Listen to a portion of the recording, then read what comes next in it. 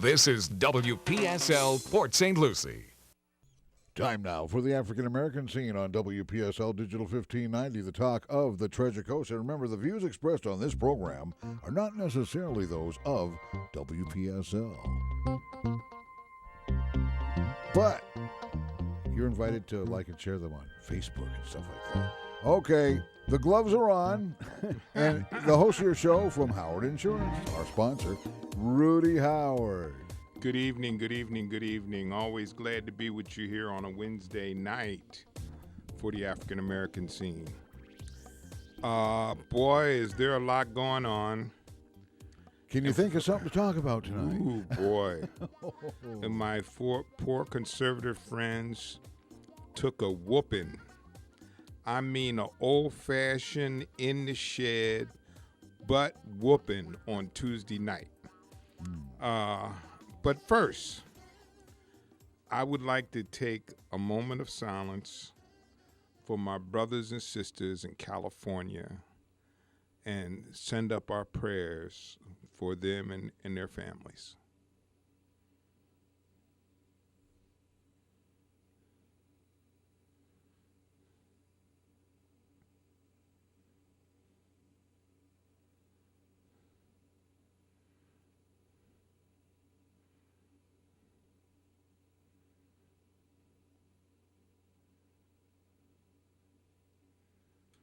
Some of our big star friends lost their homes.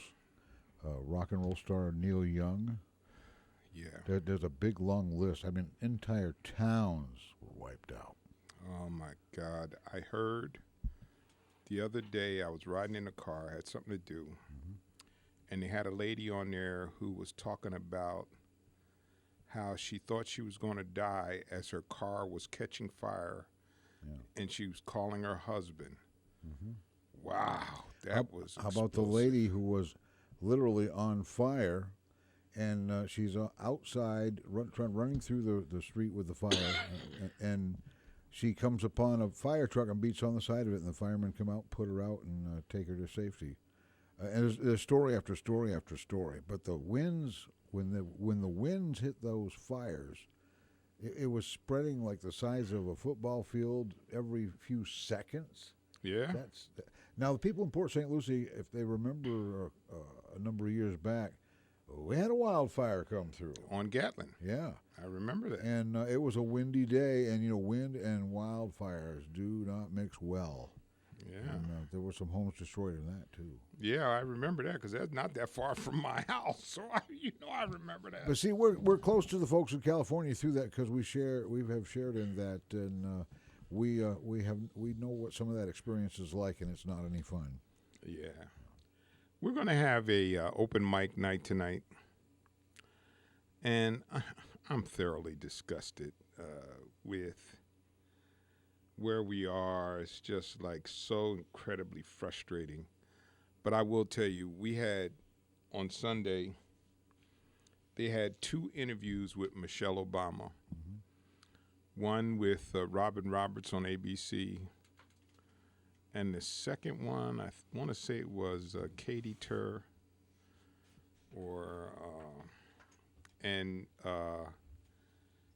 what a incredible woman. Wow. Phew. A lot of women share with her the loss of babies, miscarriages. Yeah.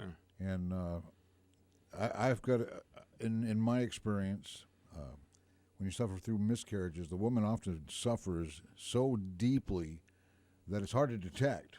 And it goes a long way, and they start thinking things like, maybe there's something wrong with me. Yeah. Maybe I'm not normal or something. And some of them will resign to just say, well, they give up because they figure they'll never, ever become pregnant and get to be a mother. And then it's not always true, though, when they give up like that, because later on, maybe a baby will come later. And when it does, it's good. But in the meantime, for those who've gone through this, that's what Michelle was talking about. And she could relate to that. And a lot of women can relate to that. Yeah, and Robin Roberts showed about a half a dozen females attending Princeton who said they were there because of Michelle. She inspired them. That was really powerful. And then I bet that was long before, probably before she became First Lady. She's an inspiring person. And then the thing that she did that she was totally quiet about and blew me away, she had state dinners for kids. And they showed the kids with regular settings and tables.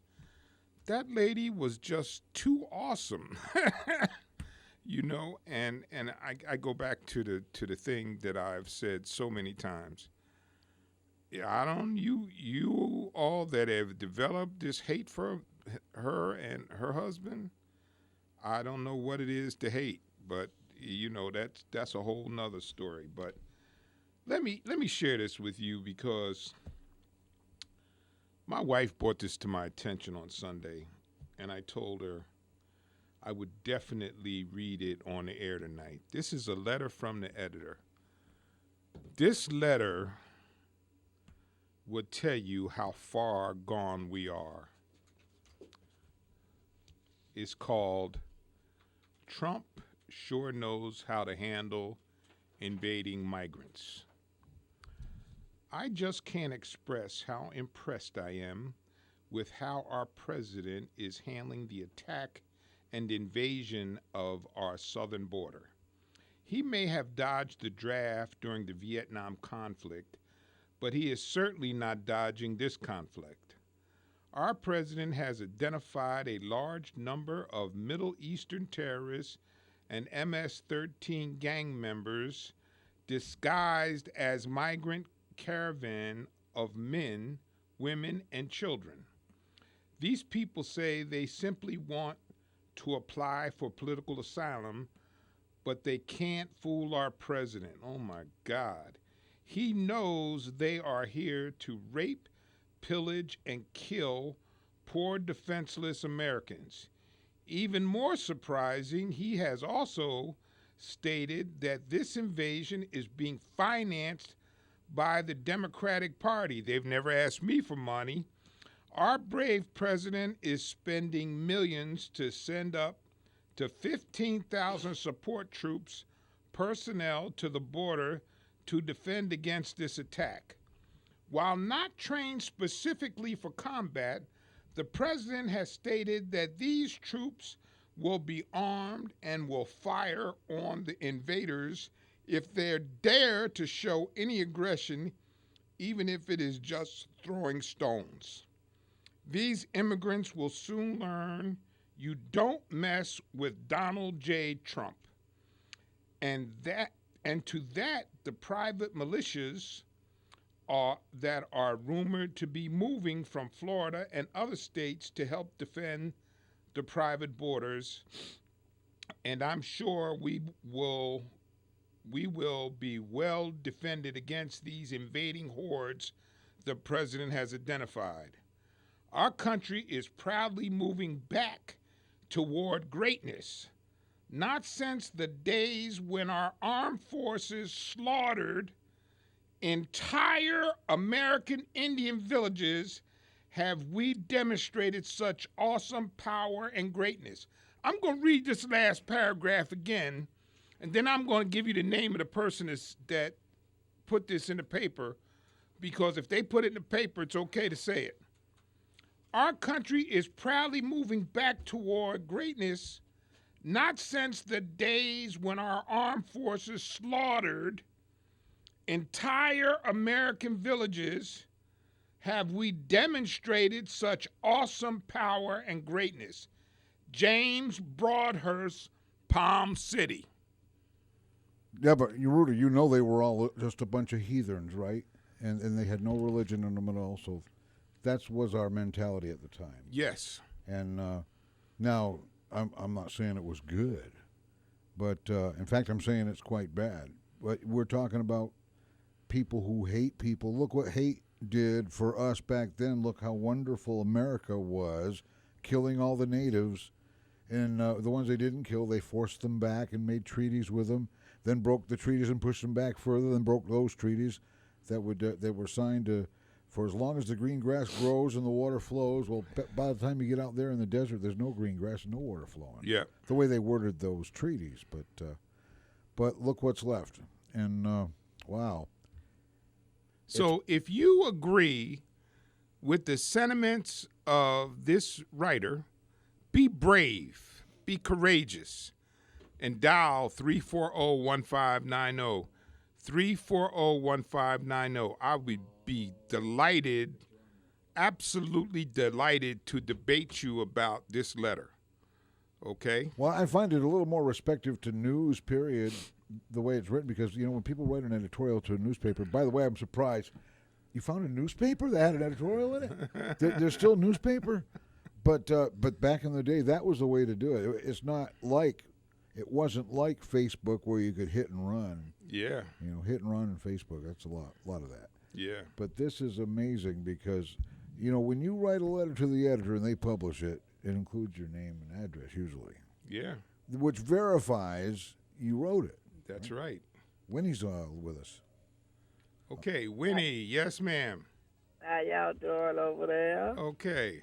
Yeah, I have a question. How did that the lady came out of Georgia running for governor over there? Did she concede or No. is still recounting? They still recounting, and then there's some there's a lawsuit about some of the ballots that got thrown out. So yeah, it's not over yet. Wow. So where is they gonna come to a closure? I don't know. Probably when this lawsuit gets resolved, because they threw out a lot of ballots that they said did not qualify because of a dash or a dot in a signature, and they're challenging that. So. Oh, that's terrible. But stay tuned. I'll let you know when it's done. Okay. There goes one of the great things that made you, America bye. great, the voting. Okay, Winnie, thank you. And now you've got Steve. Okay. Hey, Steve. Yes, Steve. Hello. How you doing? Your blood pressure okay? Yeah. Did I sound like I was getting a little excited? Well, that's what I said to the guy. I said, take his blood pressure. I don't need him stroking out on me in the air, you know. Oh, God. I know your wife's an Indian. When I got to that last part, I was like, are you kidding me? Well, it's like she said to me a lot. She says, when you white guys leaving? Yeah. Yeah, right. You think you got something on the white folks, the Native Americans or indigenous Americans? Right, and their tribe is still together. Potawatomi tribe out of southeastern Michigan, southwestern Michigan Yeah. area. And it's quite a good-sized tribe, but the fact of the matter is we've never kept the treaty, we never kept our promises, and now the Indians are getting together and starting to organize into a political force. Even though they're small, they can be powerful in certain areas. Yeah. So, yeah. People, you see, Rudy, we're witnessing the horse and buggy giving way to the automobile. Uh-huh. Our old way of doing things is giving way to the new way of doing things. And the new way is still amateur, but it will sharpen up, believe me. You're being part of history. You can't change history. You can live the present, you can predict the future. But that's the way it works. You can't change history one bit.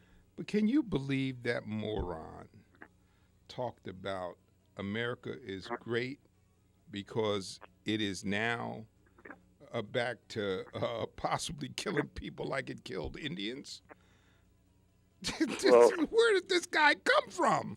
What rock did he crawl out from underneath? he's definitely a Thorazine candidate. There's no question. We're seeing enough mass killers going out there now. Yeah, I mean, this guy is nuts. I mean, nuts, crazy. He's out there. Yeah, he's just advocating violence. If I lose, there'll be violence. He threatened once, and Yeah. life is stupid. He's always talking about stuff like that. Yeah, he's certifiable.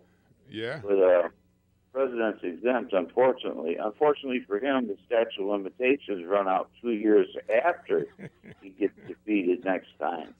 For sure. So, We're gonna kick his butt the next time, that's for sure.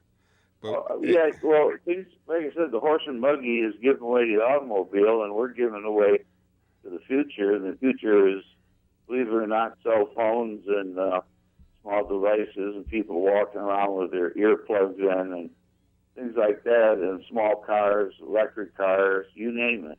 Yeah. Robots, these little hovercraft people, but that's the future. Yeah. You've got to go with the future. That's how my great-grandmother lived to be 99 and was sharp. She was born 1860 and died in 1959. She was sharp as a tack. She told me about the difference between after the Civil War and then when telegraph and, God forbid, a telephone got put in, or Oh my! forward to the train. Everything was so basic, and she said it was. At one time, we were going to close the U.S. Patent Office. I think it's 562 patents. They said everything had been invented that could be invented. Yeah, well. So I told you, nothing in the future. But you're part of history. Just relax, go with the flow, use it to your advantage. Yeah. Steve, thank you for being a faithful listener. You take care, my friend. Okay. Well, the calls are covered in now. Yeah. And my good friend Narissa stopped by to say hello to me. Wow. And she's sitting over. I embarrassed her, but I don't care. She's still gonna be my friend after I embarrassed her. That's all right. Nobody can see you on the radio.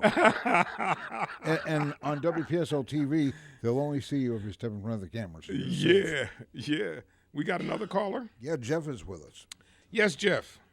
Rudy. Yes, sir. Did you just say that Hillary Clinton's going to beat Donald Trump next time? You know she will. Oh. If she did run against him, she would cream him next time, but that would not be my number one choice. Oh, I would hope not. Oh, boy. And you know what, Jeff? Let's let's dwell on that. Tell me. She needs to sit out. Okay, but wait. I just want to dwell on that for 1 second. Now, admittedly, she's not my number one choice, but I want you to tell me this: what man, Republican or Democrat, is more qualified than Hillary Clinton to be president? You would consider rip off Hillary Clinton? No, because you know what? There's never been anything proved against her. I want you to tell me what man, Democrat or Republican, has better qualifications and experience to be president than Hillary Clinton. I would hope somebody else, because if our country gets run by that lady, we're going to become Clinton paradise here. You didn't answer the question. There is plenty. Donald Trump, plenty. Maybe. I sort of like that guy, the black guy in the Congress that was giving everybody the fits there. What's his name? He ain't afraid to say nothing. You talking about the gubernatorial race or the? Well, no, and they were talking to what's his name, and he was fussing over the guy that got nominated to the Supreme Court. Oh, Kavanaugh? You talking about Cory Booker? Yeah. Okay. That boy can talk some smack. I like him. He's a good man. I would say he's a lot better than Hillary Clinton could ever walk in her issue. You still didn't answer the question, and I might. That's the one I would go for. Wait. Go for him. I might like Cory Booker better than Hillary Clinton. But you still didn't answer the question. He just implied that, though. The question is, what man, Democrat or Republican, has more experience and qualifications than Hillary Clinton? And you know what the answer is? What's the answer? You know what the answer is? None. Well, you don't think so? There is no Democrat or Republican, and I'm not defending Hillary because I'm not a big Hillary fan. Nancy Pelosi. No. She would hurt him. No. He said, "What man?" What man. Oh, man. There Okay. is no man, Democrat or Republican, that has the experience that Hillary Clinton had to be president. She was a senator. She was a first lady. She was secretary she was the secretary in the United States. And she's the deviest woman you'll ever meet in your life. She'd be a great president. Yeah, okay, all right. But, well, let's not, I told you, I'm not a Hillary supporter, but the facts are the facts. And I don't like it when people beat down women when women have clear qualifications to hold down a certain position. So there we are. But thank you, sir. Thank you for your Honesty call. would be an important thing. All righty. Thank you. Thank you. Well, then you don't like Trump. Okay. No, I don't. Okay, good. All right. All right, thank you. That levels the playing field because, you're not exactly a Hillary follower and he's not exactly a Trump follower. So Yeah. we have balance here. Yeah. There you go. Thank there you, you Joe. go. Okay, thank you, See you sir. later. Okay. We got another caller? Well, 340-1590 if you want to be another caller on this show. Okay, listen, I posted this on Facebook today, and I'm looking for an answer, and I got one answer back. Conservatives seem to be okay with anti-Semitism. There's no problem in accepting anti-Semitism, but they're not okay with racism. They're trying to deny racism. Why are you okay Historical with revisionist. anti-Semitism, Yeah. but then you turn around and deny racism? Well, just explain that to me, because I really don't get that. That's what historical revisionists do. They go around denying certain things happened, like the indigenous Americans, the wipeout of the indigenous Americans on this continent, the Holocaust, and of course what the black folks have gone through over the last couple centuries here in this country, which, by the way, leaps and strides have been made since. But Yes. there's something hanging in there that we're trying to shake out, and that's what one of the reasons for shows like this is we help shake all that fodder out. Hey, listen, that's my mission in life, is to try to make some impact on some of these folks that have these warped thoughts about what things are. Let me give you this for a thought. Mm-hmm. About 5 years ago, it was pretty clear that the tactic of the right was to deny racism at all costs. We're not going to accept anything as racism. We'll come up with some other idea for why a situation exists other than racism. And that's really worked out well, because guess what? Bias and hate crimes are up exponentially. They're up. They're up all over the place. And so you know what you've done? Now I'm going to tell you something, and you're gonna really want to pick up the phone and call and attack me, and I don't care, because I'm ready for you. By saying there is no racism, you allowed the snakes to crawl out from underneath the rock that had been hiding there because they had been actually shamed into being quiet. So now, all of a sudden, they're out in the open. You had a high school picture that they shared on the internet. If you haven't seen it, go out there and look at it. A high school picture of students giving the Heil Hitler sign. There's that other one, too. In a class picture, right? You saw it, right, Cliff? Yeah.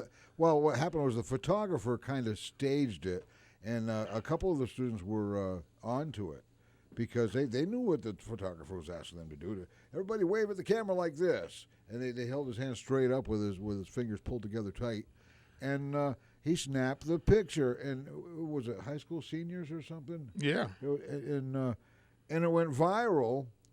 Now, there's another one that shows a young guy, and guys do this little thing to each other, where they hold up their hand and they make a circle with their thumb and forefinger, and then what you do if it gets done to you is you poke it, and that's a little game they play. Well, in this picture, this guy was holding his hand like that, and I think they were trying to figure out if it was a gang sign or something. It's not a gang sign. It's a little shame on you, I got you type of a gag that guys play on each other. It's I just want you to think about that. All of you that have taken that position. Yeah. Now, here's the other thing that, this is, I think, a real uplifting, and my spirits were uplifted by this. Okay. Fox is supporting. Yeah. You saw that? Yeah, just a few minutes ago. Yeah, so Fox is supporting CNN in its lawsuit against the White House for Jim Acosta. Well, glory be. Well, it terrifies all of the reporters that they could be banished from being a White House correspondent. Yes. And that should shake some fear into all of the networks. Yeah, but I was like, I went, Fox? They had no choice. They've got guys out there to do the same thing. You're right. Remember Hannity? Remember O'Reilly?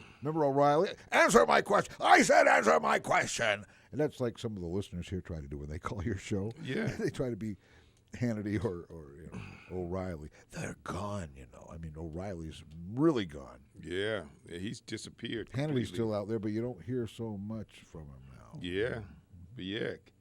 But isn't that something? It's amazing how the media will sway to the public sometimes, Well, listen, and you're right.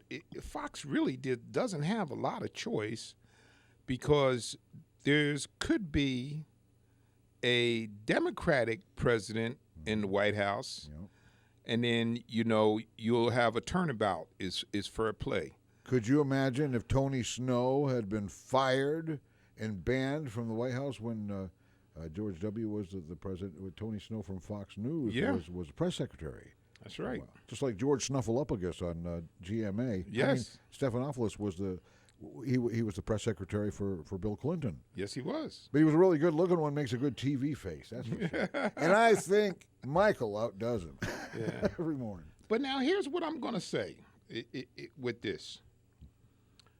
This could be a move that could create some peace. It's a good move.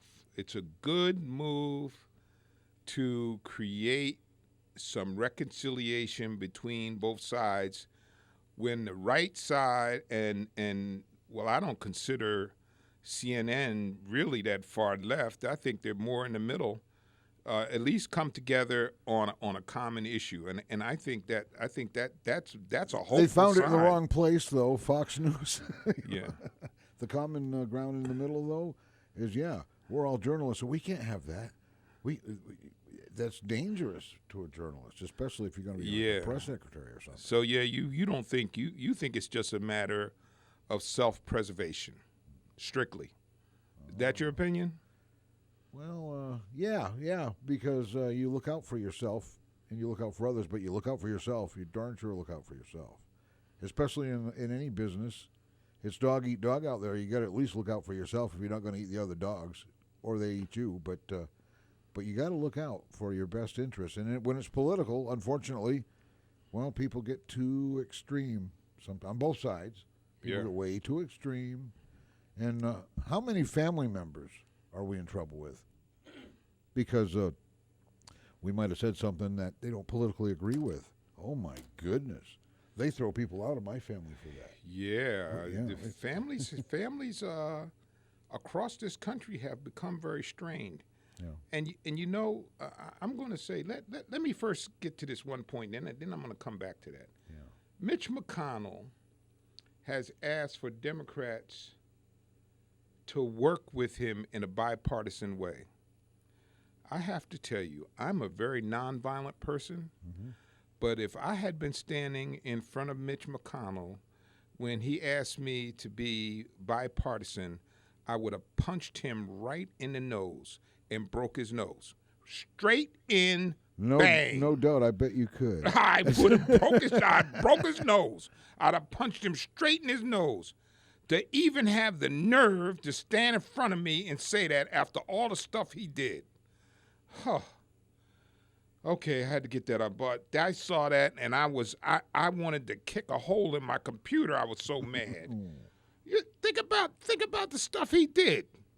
The night of the president's Obama's inauguration, a meeting to tell all of his members, no matter what he proposes, we're going to say no. And then to come out and openly state before the president attempted one piece of legislation to say that whatever he is going to propose, we're going to say no because my mission is to make him a one-term president. Can you imagine? And well, then it didn't work. It failed. Right. And then he comes and says, I am not going to allow you to replace the Supreme Court, and said it was the proudest moment of his life when he looked President Obama in the face and said, you are not going to be able to replace the Supreme Court justice. Boy, God puts us all where he knows we're supposed to be, because that one bit of day that either he would have got a whooping or I would have got a whooping. He would either whoop me or I would have whooped him, because that had just been too much. Ooh. You know, and then he comes back and says, I want bipartisans. Ugh. That's just so. Well, that's you know just, what? That's so beyond the pale. Yeah.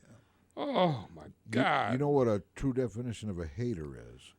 A hater is a potential murderer. There's that potential in there because of the hate, and it can fester up that bad. Yeah.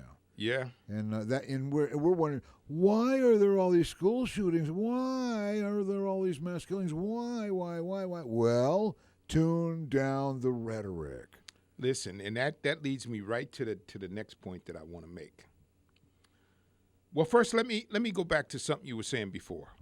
Okay. I heard something this morning, and they were talking about in the 70s and 80s in Congress, because Congress people had to stay in Washington, most of the guys there had dinners together, smoked cigars together, played cards together. And while they might have been on different sides of the aisle, they formed friendships. Yeah. Now everybody works from Tuesday to Thursday and then runs back home, wherever they are. Mm-hmm. So there is no formation of those friendships. So as a result, everything is really polarized because nobody knows each other, which is what you and I say about racism all the time. Is racism is a problem because people don't know each other. Now it's the same thing in the Congress. You're working together, but you really don't know anything about the guy that's on the aisle across the street from you. Didn't know he could barbecue so good either until you knock on the door and say, "Hey, good morning." Yeah, right. Now this leads me to the next issue. You can see why we have so many problems in this country today. This whole recount thing is so out of control, it blows my mind. Why won't you let them finish the process? The allegations of fraud and stealing the election without any proof, and then you have Scott's own people saying there's no fraud. But that's not good enough. So you allege fraud. And then when you allege fraud, that antagonizes the other side. Mm-hmm. Now you got two people that are all juiced up and angry for what? For something that isn't even existing at the moment. But because your side is hell-bent for a murder to try and get the result you want, you have to come out and play this game. It is the same thing you did with Kavanaugh. You wouldn't even let the whole thing play out before you came and you started attacking everybody for making up things about the Supreme Court nominee. Folks, till we can fix things like that, boy, we are in trouble. Why won't you let him see what happens? What's the harm of that? If there is, with all of the eyes, first of all, you have to think about this for a second. With all of the eyes that are on the process, how easy do you think it would be for somebody to try to steal the election? Do you think that would be easy? What do you think, Cliff? Do you think that would be easy? Well, the system that we've got in place has been in place for a long time. And, you would think some of the politicians probably already think that, once you figure it out, they'll be able to get anybody elected that they want at any time. But I've noticed, and you watch, look at our own recent history during our lifetimes, the pendulum swings both ways. Let's go back to George W. Actually, before George W., Bill Clinton, he was reelected. He did 8 years. He did a double term. And George W. did 2. Barack Obama got 2. And now the pendulum's swinging over here, and, the chances are really good of it swinging over, and Donald Trump could get reelected. Now, if folks were really seriously against that, they need to use some of the more peaceful tactics that other great leaders of our culture have distributed. And the peaceful transition of the civil rights movement with Dr. Martin Luther King. He didn't have violent protests with cocktails flying and fires and riots and all that. They did it peacefully. And what happened when peace? Sometimes peace can roar like a lion, Absolutely. Up north, my elders in my family, and I'm getting up there in age, but my elders in my family, they scolded me one time, and they said, you're from Massachusetts, and you're born a Democrat in Massachusetts. And it was kind of tongue-in-cheek and all that, but boy, all I did was suggest that they do what they told me to do when I was a kid. They told me someday you'll elect a president that you don't like. You still have to respect the office of president. All I did was suggest that to them, and they act like I'm the king of Republicans down here in Florida, running my mouth and leading the way and everything. It's like, no, wait a minute, I'm not doing nothing. All I did was I commented, and then I kind of giggle at them because the reaction is so strong. You would think that I set off a pipe bomb or something. To say something nice in defense of a president that a lot of people don't like, and what happens here on this show? Yeah. And remember, in a few years past, sometimes when the calls are coming in slow, and I think we should get more calls. What would I do that would get folks to call? Because knowing that most of the folks that listen to this radio station know it's a conservative station. All I had to do was say something nice about Barack Obama, and by golly, the phones would ring off the hook. Yes, that's true. Rudy, who's that guy you got? and like I say, the pendulum swings both ways, and controversy gets calls on radio shows. Lucky for us that you're also indoctrinated in all this stuff, that you give us plenty of good material for the show. Yeah. Got to give that audience credit out there where credit's due. Yeah. Listen, I think some of my regular listeners are feeling a little blue now that they took that shellacking on Tuesday. Well, so they're kind of quiet right now. But listen, it's going to be rough going. Mm-hmm. I am not going to be. Let me just say this. I think, as somebody posted on Facebook today, he was so pissed off at Chuck Schumer.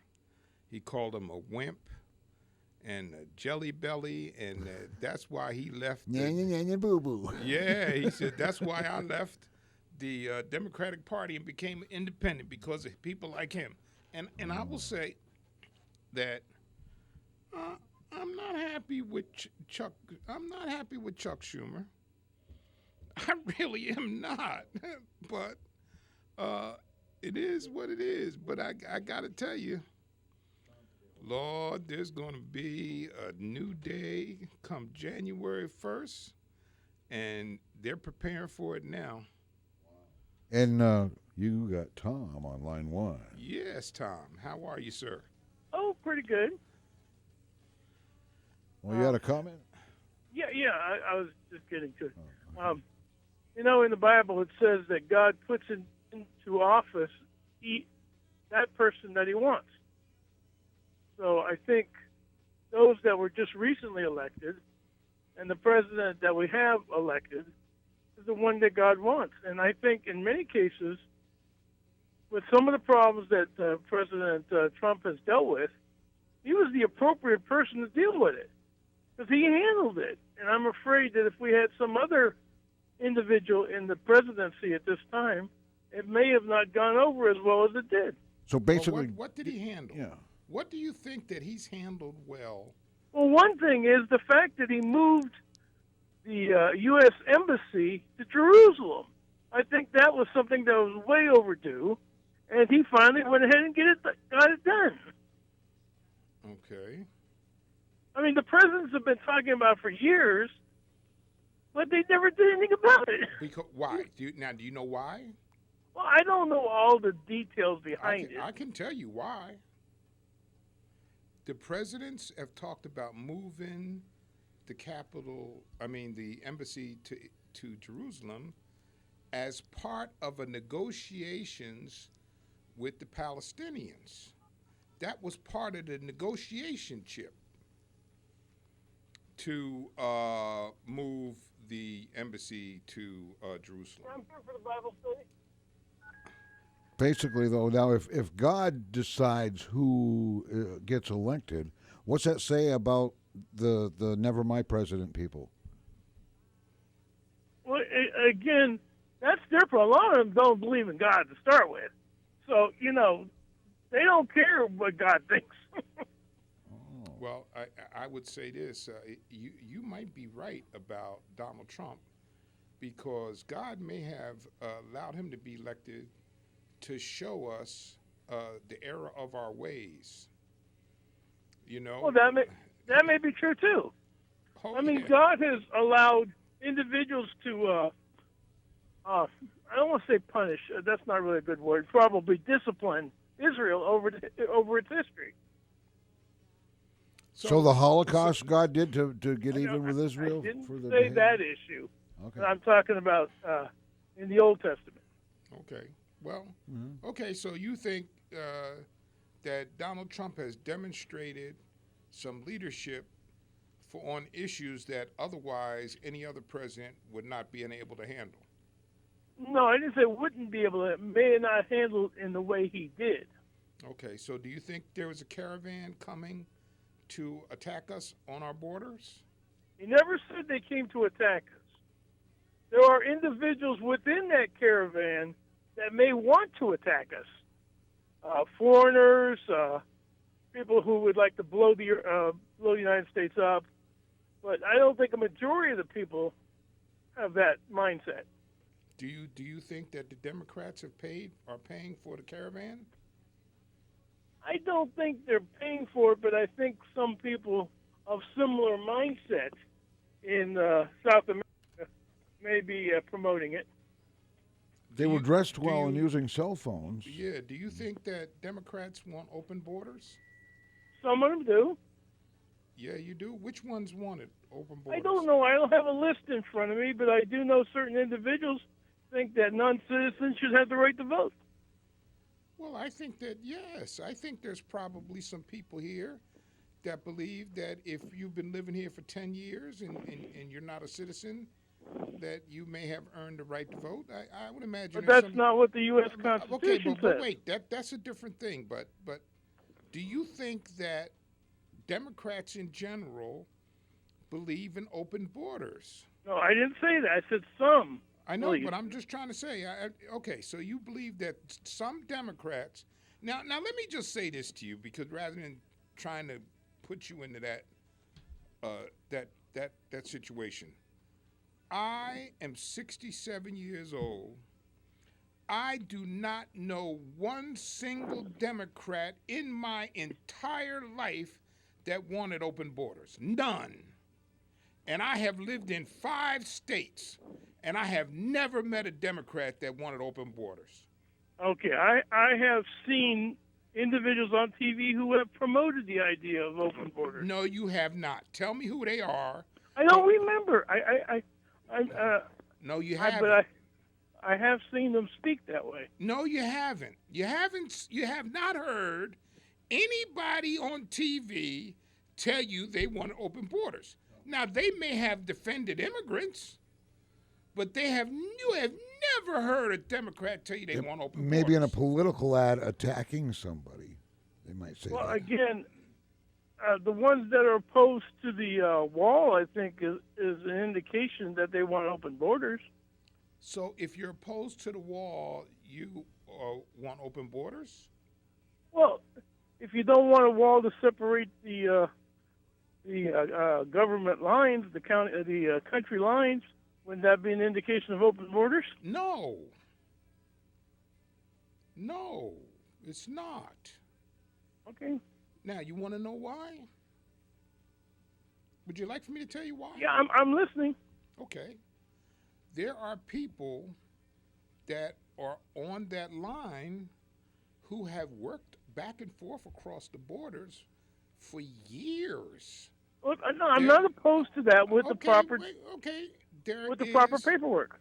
There is a park, and Lord knows it escapes me because when I discovered it, I was blown away. There's a special park that's been built along the southern border where people from across the border could gather at this park and communicate and commune together. So my question is, and here's the biggest issue for me on that. If we were in a situation where I thought by virtue of the information that was being provided that illegal immigration was escalating, I might be inclined to that. But immigration has been declining, illegal immigration has been declining for the last 5 years. It's been going down. So what, and maybe you can educate me tonight on this, what has made this such an urgency when the immigration rate is going down? Well, maybe it's a good idea to build the fence now that it's going down. But it's going down. So what are we trying to prevent? If illegal immigration is on the decline, what are we trying to prevent? Well, I think it's important to have good fences between countries. Well, what about terrorists from the Middle East? They put a sombrero on and wrap themselves in a blanket. They cross the Mexican border, and the white folks down there on the border watching. They don't see Arab terrorists or the extremists. They think they see Mexicans. Well, again, that's a problem. You think so? See, okay, have you been listening to me for a long time? Well, anyhow, I got to go to a meeting, but I enjoy talking with you, and I enjoy your program. Hey, call back again sometime, thank you. too. Sure, Okay. thank you. All right. We love calls. Yes, we do. We do. Now, so I'm wondering, should we put a border up between us and Canada? Well, you got just as much reason when it comes to, Canada has just announced the legalization of marijuana for recreational use. Now we need a wall on the Canadian border too. And here's the. You don't want the cartels to get mixed up. Here's the reality too. Here's the real reality. There's a lot more Islamic people moving in and out of Canada than there is out of Mexico. Ooh. You know that, right? Well, I know how Canadians are when they come to Florida. Yeah, so there is a lot of Islamic people in Canada. Wow. You know, but we're not afraid that Islamic people might come from Canada to the U.S., but we're afraid that Islamic people might come from Mexico to the U.S. Ah. And you know what? They could sneak in Azer down there. I'm going to say this, and for those of you that have been listening to me for a long time, forgive me for hitting you with this again, because I probably said it about 3 or 4 times over the last 8 years. But I want my white listeners to understand this. There was Mexicans in California before California became a state. There was Mexicans in Texas before Texas became a state. Let's not leave out New Mexico. Okay. There was Mexicans in New Mexico. Really? Wow. There was Mexicans in Arizona. Yep. And all of them had Mexicans before there was white people. There was Mexicans in Arizona before there was white people. Yeah. So if you stop. Yeah, we ran the Mexicans out too. We ran out the indigenous Americans, and we ran off the Mexicans. So what I'm trying to get you to understand, a sense of fairness in your head is to understand those people were there. Some of them were there generations before any of us were there. Yeah. And they have every right to be there. And here we are. We don't remember back that far. We're so arrogant. We think we know everything about back then. Exactly. And, right. We really don't know anything except what we've been told since we were born. That's about it. Yeah. So listen. You know what? And I. You know, those of you who listen to me go, "Oh God, he said that again." Yes, I did, because some people just are not getting it. But anyway. I have kind of been on my soapbox tonight and got kind of excited, but rightly so. Yeah, there's a lot to talk about. Yeah, listen, folks. I love y'all. God bless and be safe. And thank you for tuning in to the African American Scene. And I will see you again next week right here on Wednesday night. Howard Insurance in Port St. Lucie presents the African American Scene every Wednesday evening in the 6 o'clock hour, hosted by Rudy Howard. And like we say, views expressed on this program are not necessarily those of WPSL, but you can like and share them on social media.